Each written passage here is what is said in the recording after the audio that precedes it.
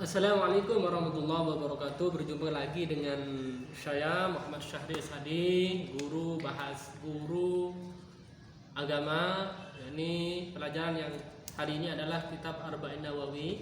Pelajarannya adalah Arba'in Nawawi. Mungkin nanti bisa dipelajari dan LKS-nya mungkin menyusul. Menyusul. Ini saya langsung jelaskan, bisa buka kitab Arba'innya. Kalau nanti belum ada, nanti tak kirim filenya ya. Filenya nanti tak kirim. Bismillahirrahmanirrahim. Al-hadisul awal. Ya, perhatikan. Al-hadisul awal, hadis yang pertama. Niat dalam beramal. Bismillahirrahmanirrahim. Amirul Mukminin Abi Hafsin Umar bin Khattab. Diceritakan dari Amirul Mukminin, pemimpin orang mukmin, yaitu Abi Hafsin Umar bin Khattab. Nama lengkapnya Umar bin Khattab, yaitu sahabat Rasulullah SAW yang masuk Islam pada waktu itu, yang disebut dengan singa Allah sebab pelantara adiknya yaitu Fatimah yang masuk Islam. Qala, kata Sayyidina Umar berkata, sami'tu Rasulullah SAW, aku mendengar Rasulullah SAW yaqul, Rasulullah bersabda, innamal a'malu binniyat. Setiap perbuatan manusia itu pasti sebelumnya ada niat. Wa innama likulli imri'in ma nawa. Dan sesungguhnya setiap manusia itu ada sesuatu yang ia niatkan. Faman kanat hijratuhu. Barang siapa yang hijrahnya ilallah, hijrahnya pergi dari kota Mekah ke Madinah, wa rasulihi, hijrahnya dari Mekah ke kota Madinah karena Allah, wa rasulihi, dan karena perintah Rasul, fa hijratu ilallahi wa rasulihi, maka hijrahnya dia itu akan mendapatkan ridha Allah dan juga ridha Rasul. Faman kana hijratu lidunya yusibuha wa imra'atin yankihuha, hijratu ila ma hajara ilaihi. Barang siapa yang hijrahnya, hijrah itu apa? Nah, hijrah itu pergi dari kota Mekah menuju kota Madinah. Sekarang itu ada namanya istilah hijrah. Hijrah itu saya ingin hijrah dari buruk menjadi baik. Ya, itu namanya hijrah. Yang dulunya tidak pernah sholat, akhirnya hijrah menuju sholat. Yang dulunya tidak pernah pakai kerudung, nggak pernah pakai hijab, akhirnya hijrah menuju yang baik, yaitu dengan menggunakan hijab. Itu hijrah. Kalau ini yang ada di sini adalah hijrah dari kota Mekah ke Madinah. Kenapa hijrah dari kota Mekah ke Madinah? Karena pada waktu itu kota Mekah diancam. Orang Islam sedikit di kota Mekah diancam, disakiti oleh orang Quraisy, dianiaya, hanya terpaksa beli makanan di kota Mekah gak boleh oleh orang Quraisy. Hanya terpaksa hijrah pergi ke kota Madinah. Barang siapa yang hijrahnya dari kota Mekah ke kota Madinah karena ingin mendapatkan ridha dari Allah, mendapatkan ridha dari Rasul, maka hijrahnya akan mendapatkan ridha dari Allah dan Rasul. Dan sebaliknya, barang siapa yang hijrahnya dari kota Mekah menuju kota Madinah atau menuju kota Habasyah yang lain karena hanya ingin berdagang. Contohnya kota Mekah ke Madinah ingin berdagang, atau ingin mencari istri di kota Madinah atau di kota Habasyah. Saya hijrah dari kota Mekah ini mencari istri, ingin mencari dunia. Hijratuhu ila ma hajara ilaihi, maka hijrahnya adalah tergantung apa yang dia niatkan. Yang dia tidak mendapatkan ridha Allah, tidak mendapatkan ridha dari Rasulullah sallallahu alaihi wasallam. Rawahu Imamul Muhaddisin Abu Abdullah, yang meriwayatkan hadis ini adalah Imamul Muhaddisin, imam muhaddis, yaitu Abu Abdullah Muhammad bin Ismail bin Rahim bin Mughirah bin Bardizbadah Al-Bukhari, wa Abu Husain Muslim bin Hujjat bin Muslim Al-Qushairi An-Naisaburi fi sahihaihima alladhina huma ashahul kutubil musannafati. Ini hadis yang pertama ini diriwayatkan oleh imam-imam muhaddisin dan termasuk ashahul kitab yang paling sahih. Anak-anakku sekalian yang dirahmati oleh Allah Subhanahu wa taala, di dalam hadis pertama ini kita diperintahkan untuk memperbaiki niat. Innamal a'malu binniyat. Setiap perbuatan pasti dibarengi dengan niat. Nah, contohnya, dan setiap manusia pasti ada niatnya. Ya. Manusia kita ini kalau hidup di dunia niatnya ingin bekerja ya, tapi niatnya ingin ibadah kepada Allah, ditulis ibadah. Contoh gampangnya, kalian ke masjid. Ke masjid itu duduk. Ya, duduk tapi tidak niat, tidak dapat pahala. Hanya duduk saja. Bedanya kalau kalian ke masjid, duduk di masjid, ya sudah niat nawaitul i'tikaf fi hadzal masjid sunnatan lillahi ta'ala, ya Allah, saya niat i'tikaf di masjid ini karena Allah. Sudah dapat pahala. Di rumah sudah niat kalian. Ini sudah dapat pahala. Langkah-langkah kalian itu menuju masjid sudah dapat pahala. Ya. Ini adalah niat. Kalian mau kampel. Mau ngapain apel? Pasti ada diniati.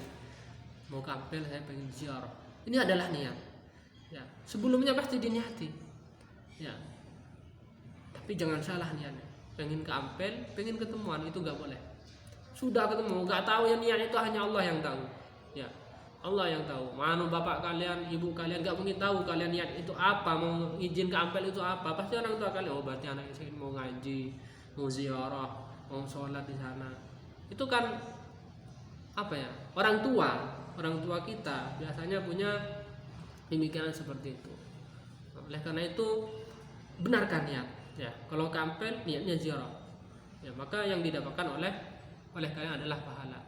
Niat ngaji dapat pahala, tapi sebaliknya kalau niatnya jelek, ingin mencuri, ingin mengambil minyak harum, atau pengen ketemuan dengan lawan jenis, maka langkah-langkah kalian menuju tempat kalian, walaupun tempatnya itu baik tapi niatnya salah, maka yang didapatkan adalah dosa besar, karena sudah bohong kepada orang tua, bohong kepada diri sendiri, bohong kepada Allah Subhanahu wa taala.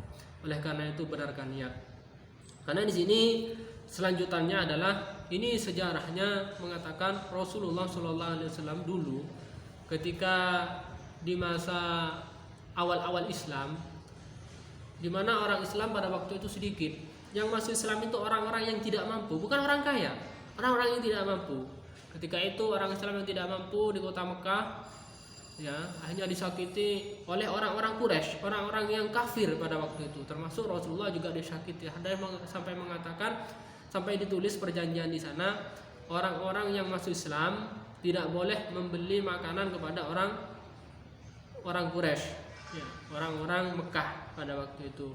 Kemudian sebaliknya orang-orang Islam tidak boleh menjual kepada orang Quraisy, orang kafir pada waktu itu. Akhirnya orang-orang kan miskin, orang-orang yang Islam pada itu orang-orang yang tidak mampu. Akhirnya sampai tidak makan, ya, tidak makan beberapa hari, tidak minum, ya, sampai diusir, sampai ditulis oleh orang-orang kafir pada waktu itu di kota Mekah itu ditulis apa ya, banner, ya, kalau sekarang banner, tulisan perjanjian, gak boleh orang Quraisy menjual makanan kepada orang Islam. Akhirnya orang Islam kelaparan pada waktu itu.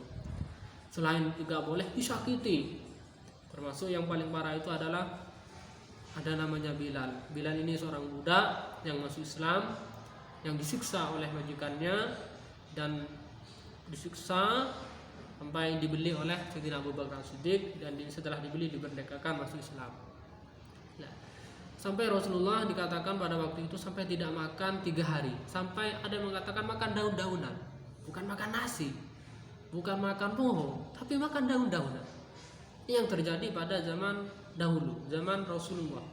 Akhirnya karena orang Quraisy, ya, orang kafir pada waktu menyakiti orang Islam, Rasulullah memberi kasihan kepada umatnya yang masuk Islam, mengatakan kalian sebaiknya kalian itu hijrah. Ada yang hijrah ke Habasyah, ada yang hijrah ke Madinah.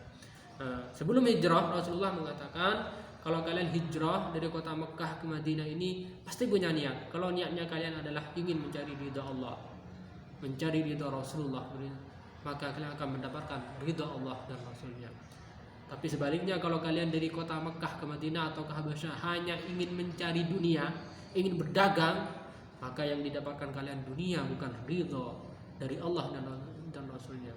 Dan begitu juga kalau kalian hijrah dari kota Mekah ke Madinah atau ke Habasyah karena hanya ingin mencari istri, perempuan, kata Rasulullah, maka yang didapatkan kalian adalah hanya perempuan tidak mendapatkan ridha dari Allah dan juga tidak mendapatkan ridha dari Rasulullah SAW.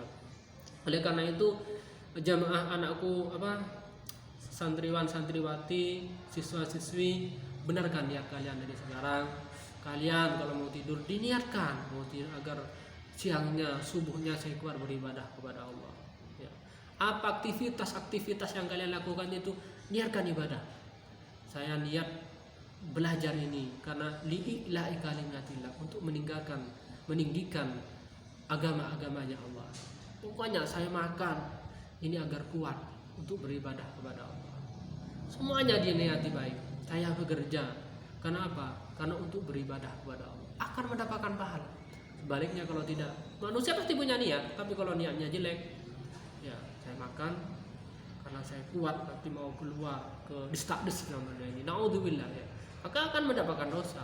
Semuanya perbuatan tergantung niatnya. Oleh karena itu mulai sekarang, ya, niat yang baik, ya, hijrah yang baik, ya, hijrah. Kalau sekarang itu akan ada hijrah, ada grup hijrah. Hijrah itu maksudnya kalau sekarang ini di zaman dahulu, zaman Rasulullah di kota Mekah, kota Madinah.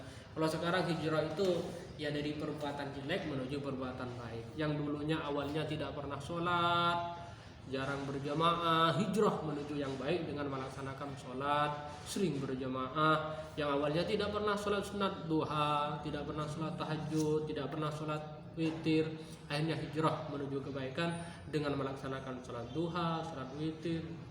Dan yang banyak itu perempuan biasanya hijrah. Perempuan itu biasanya yang awalnya sering keluar malam, tidak menggunakan hijab atau pakai baju yang kurang pas lah, tidak syar'i, ya. Maka hijrah menuju yang syar'i dengan menggunakan hijab, lebih-lebih menggunakan cadar. Apalagi sekarang musim corona, ya cadaran terus, ya, bukan cadar maskeran terus sama dengan cadar, ya. Nah, ini adalah hijrah, ya. Oleh karena itu perempuan hijrah yang benar yaitu dengan mengikuti aturan-aturan syariat Islam. Karena sekarang ini masa zaman kebalik, ya. Dulu kucing ngejar tikus, sekarang tikus ngejar kucing. Dulu yang sering keluar ke jalanan itu adalah kalau malam itu laki-laki, sekarang enggak, laki-laki diam di rumah, perempuan yang suka keluyuran. Serba kebalik, ya. Rambut laki-laki panjang, rambut perempuan pendek. Itu kan kebalik, ya. Dunia kebalik. Oleh karena itu saya pesan untuk semua siswa-siswi, benarkan niat dari sekarang. Yang perempuan khususnya, yang tidak menggunakan hijab, yang tidak menggunakan kerudung, yang suka menggunakan baju yang tidak syar'i. Seperti apa baju yang syar'i itu? Adalah baju yang menutupi aurat dan tidak ketat, ya. Kalau perempuan ini sangat diperhatikan untuk perempuan.